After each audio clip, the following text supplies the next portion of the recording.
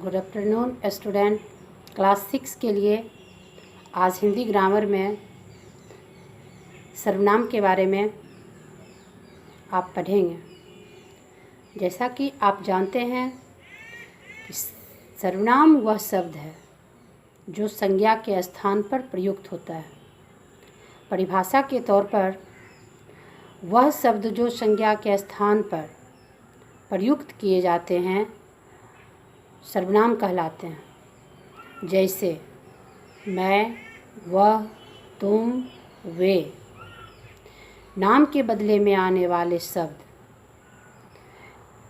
जो किसी नाम के बदले में प्रयुक्त होता है वह शब्द सर्वनाम कहलाते हैं। सर्वनाम के 6 भेद हैं। सर्वनाम के 6 भेद में इस प्रकार उसके नाम हैं: पुरुषवाचक सर्वनाम, निश्चयवाचक सर्वनाम, अनिश्चयवाचक सर्वनाम, निजवाचक सर्वनाम और प्रश्नवाचक सर्वनाम तथा संबंधवाचक सर्वनाम। अब हम बारी बारी से सर्वनाम के भेद को परिभाषित कर उदाहरण के तौर पर समझेंगे। पुरुषवाचक सर्वनाम यानी जब कर्ता संज्ञा के रूप में होता है और उसके बदले में जो शब्द प्रयोग किए जाते हैं वह पुरुषवाचक सर्वनाम कहलाता है। जैसे राम के बदले राम किताब पढ़ता है न बोलकर अगर हम कहते हैं वह किताब पढ़ता है, या राम कहता है मैं किताब पढ़ता हूँ, तो मैं और वह दोनों पुरुषवाचक सर्वनाम के अंतर्गत हैं। निश्चयवाचक सर्वनाम जब हम किसी विषय, वस्तु या व्यक्ति के बारे में निश्चित रूप से जानते हैं तो हम उसे निश्चयवाचक सर्वनाम कहते हैं। जैसे यह मेरी कलम है। इसमें निश्चितता प्रकट होती है कि हम कह रहे हैं कि यह मेरी कलम है। निजवाचक सर्वनाम, निजवाचक सर्वनाम का अर्थ होता है जब हम खुद अपने बारे में बता रहे हों तो वह निजवाचक का पहचान है स्वयं या खुद। हमें अपना काम स्वयं करना चाहिए, हमें खुद पर भरोसा रखना चाहिए। तो ऐसे वाक्य जो हैं वह निजवाचक सर्वनाम के अंतर्गत आते हैं। अनिश्चयवाचक सर्वनाम जब हमें वाक्य में यह पता नहीं चलता है निश्चित रूप से कि कौन है, क्या है, तो वह अनिश्चयवाचक सर्वनाम के अंतर्गत आते हैं। जैसे कोई तुम्हें बुला रहा है, मैदान में कुछ बच्चे खेल रहे हैं। यह अनिश्चितवाचक सर्वनाम का उदाहरण है। प्रश्नवाचक सर्वनाम जब हम प्रश्नवाचक सर्वनाम के बारे में बताते हैं तो प्रश्नवाचक सर्वनाम के अंतर्गत प्रश्न होते हैं, उसका कोई जवाब होता है। जैसे दरवाजे पर कौन खड़ा है, वह क्या कर रहा है, वह कहाँ जा रहा है, यह प्रश्नवाचक सर्वनाम के अंतर्गत आता है। अब इसमें संबंधवाचक सर्वनाम के बारे में आप इस तरह से समझें कि जब संज्ञा अपने संबंध दूसरे के साथ जोड़ता है, दूसरे विषय या वस्तु या व्यक्ति के साथ जोड़ता है तो वह संबंधवाचक सर्वनाम कहलाते हैं। जैसे यह हमारा विद्यालय है, यह मेरी माँ है। तो यह संबंध प्रकट करना संबंधवाचक सर्वनाम के अंतर्गत आते हैं। निश्चयवाचक के साथ अब हम अनिश्चयवाचक को भी समझ गए हैं। अनिश्चयवाचक आप जिसके बारे में खुद अच्छी तरह से नहीं जान रहे हैं वह अनिश्चयवाचक सर्वनाम है। कोई, कौन, कुछ, यह अनिश्चयवाचक के अंतर्गत ही आता है।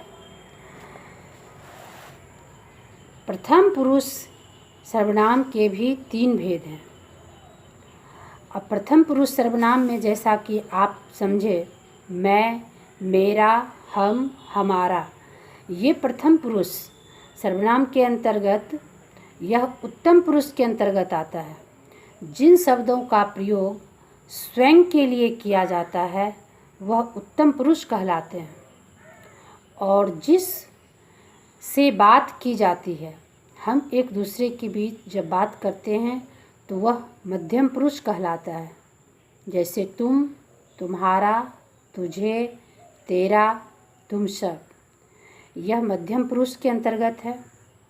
और अन्य पुरुष जिस विषय में बात दूसरे को हम बताते हैं, हम दूसरे के बारे में किसी और को कोई बात बताते हैं तो वह अन्य पुरुष के अंतर्गत आता है। वे, उन्हें, जिन आदि सब। अब हमें यह देखना होगा कि सर्वनाम में भी एक वचन और बहुवचन होते हैं। जैसे कर्ता अगर एक वचन में है, जो शब्द है वह बहुवचन में जाकर बदल जाता है। कर्ता कारक के अंतर्गत मैं, तुमने, उसने, तो मैं के लिए बहुवचन हो जाता है हमने, तुमने के लिए हो जाता है आपने, और उसने के लिए होता है उन्होंने। कर्म कारक में भी मुझको, तुमको, उसको, यह एक वचन के अंतर्गत है, लेकिन बहुवचन में हमको, तुमको और उनको लिखा जाता है। इसलिए हमें यह ध्यान रखना होगा कि कारक जो है वह वचन के साथ शब्द में परिवर्तन करते हैं। संप्रदान में एक वचन में है मेरे लिए, तो बहुवचन में हो जाता है हमारे लिए। तुझे यानी तुझसे नहीं हो के बहुवचन में होता है आपसे।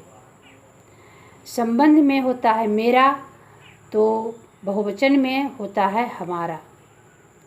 यह एक वचन और बहुवचन सर्वनाम में मायने रखता है। जब हम एक वाक्य का प्रयोग करते हैं कि मैं खा रही हूँ, तो वहाँ लोगों को यह समझना होता है कि सिर्फ एक ही आदमी खा रहा है। हम लोग खा रहे हैं, यानी एक से अधिक लोग खा रहे हैं। वाक्य में शब्द का बहुत ज़्यादा महत्व होता है और उसमें वचन मायने रखता है। निजवाचक सर्वनाम में उदाहरण के तौर पर मैं अपना सारा काम खुद करती हूँ, यह निजवाचक का उदाहरण है। रमेश अपनी दवाई स्वयं लाता है, यानी रमेश अपने के लिए कार्य को खुद करता है। निश्चयवाचक सर्वनाम, जिसको कि हम भी जानते हैं और आप भी वही जानते हैं। जैसे चित्र को दिखाकर अगर हम कह रहे हैं कि वह ताजमहल है, तो आपको भी यह पता है कि वह ताजमहल ही है। निश्चयवाचक के अंतर्गत जब हम यह बताते हैं कि यह मेरी किताब है, यानी आप भी उसके बारे में जानते हैं कि यह मेरी ही किताब है, तब वह निश्चयवाचक के अंतर्गत आता है। अनिश्चयवाचक का उदाहरण फिर से आप समझें कि जैसे अगर कोई बोल रहा है, देखो वह कोई वस्तु पड़ी है, इस पैकेट के अंदर कुछ भरा पड़ा है, यानी बोलने वाले को भी इसके बारे में खुद से पता नहीं है। यह सर्वनाम अनिश्चयवाचक के अंतर्गत आते हैं। संबंधवाचक, संबंधवाचक मेहनत का फल मीठा होता है, यानी जैसा लोग मेहनत करते हैं वैसा ही उन्हें फल मिलता है। संबंध बताया जा रहा है कि व्यक्ति को फल मिलने का कारण क्या है, उनकी अपनी मेहनत। प्रश्नवाचक सर्वनाम के अंतर्गत जब हम प्रश्न करते हैं, जिन शब्दों द्वारा किसी से प्रश्न किया जाता है या प्रश्न पूछा जाता है, तो वह प्रश्नवाचक सर्वनाम के अंतर्गत आता है। ये फुटबॉल कौन खेल रहा है? तुम किस कक्षा में पढ़ते हो? यानी हम किसी दूसरे के माध्यम से कुछ जानना चाह रहे हैं। यह प्रश्नवाचक सर्वनाम के अंतर्गत आता है। तो आपने आज सर्वनाम की परिभाषा के साथ साथ सर्वनाम के भेद को उदाहरण के सहित समझ चुके हैं। अब आप सर्वनाम के बारे में यह निश्चित रूप से समझ लें कि संज्ञा विषय में जो कहा जाता है, जैसे वह व्यक्ति का नाम हो, वस्तु का नाम हो या स्थान का नाम हो, किसी भी नाम के बदले जो शब्द का प्रयोग किया जाता है वह सर्वनाम के अंतर्गत ही आता है। धन्यवाद।